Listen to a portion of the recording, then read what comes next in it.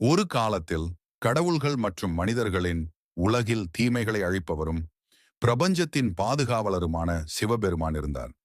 அவரது இருப்பிடம் கைலாஷ் மலை. அங்கு அவர் ஆழ்ந்த சிந்தனையில் தியானம் செய்தார். அமைதியான ஒளியால் சூழப்பட்டார். சிவன் தனது மெத்தை முடியுடன், தலையில் பிறை நிலவு மற்றும் அவரது பூட்டுகளிலிருந்து புனித நதி கங்கை, சந்நியாசம் மற்றும் சக்தி ஆகிய இரண்டிற்கும் அடையாளமாக இருந்தார். அவர் கழுத்தில் ஒரு பாம்பை அணிந்திருந்தார் மற்றும் அது பார்க்கும் எதையும் அழிக்கக்கூடிய மூன்றாவது கண் இருந்தது.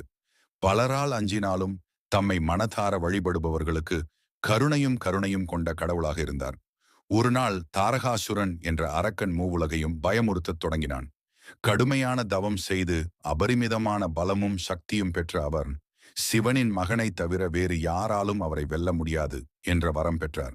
சிவனுக்கு குழந்தை இல்லாததால் தேவர்கள் விரக்தியில் ஆழ்ந்தனர். தேவலோகத்தில் தாரகாசுரனின் கொடுங்கோன்மை தொடரும் என்று தேவர்கள் அஞ்சினர். எனவே அவர்கள் சிவனிடம் திருமணம் செய்து அரக்கனை வெல்லக்கூடிய ஒரு மகனை பெற்றெடுக்க வேண்டினர்.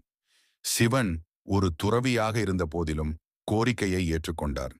விரைவில் அவர் மலைமன்னன் ஹிமவானின் மகள் பார்வதியை மணந்தார். அவர்களது சங்கமம் ஆசீர்வதிக்கப்பட்டது. பார்வதி விரைவில் ஒரு மகனை பெற்றெடுத்தார். போரின் கடவுள் கார்த்திகேயா சக்தி வாய்ந்த ஆயுதங்களாலும் தெய்வீக பலத்தாலும் தாரகாசுரனை தோற்கடிக்க விதிக்கப்பட்டவன் கார்த்திகேயன்.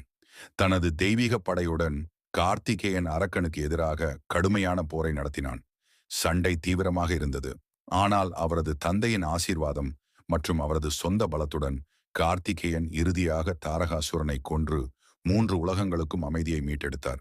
அழிப்பவராக சிவனின் பாத்திரம் அழிவு பற்றியது மட்டுமல்ல, புதுப்பித்தல் பற்றியது. அவரது அழிவு படைப்புக்கு வழிவகுத்தது. மேலும் அவரது ஆசீர்வாதத்தின் மூலம் வாழ்க்கை, இறப்பு மற்றும் மறுபிறப்பு ஆகியவற்றின் சுழற்சி தொடர்ந்தது. சிவபெருமானின் கதை சமநிலையான ஒன்று, மாற்றத்திற்கான அழிவு மற்றும் அதை தேடும் அனைவருக்கும் ஞானம்.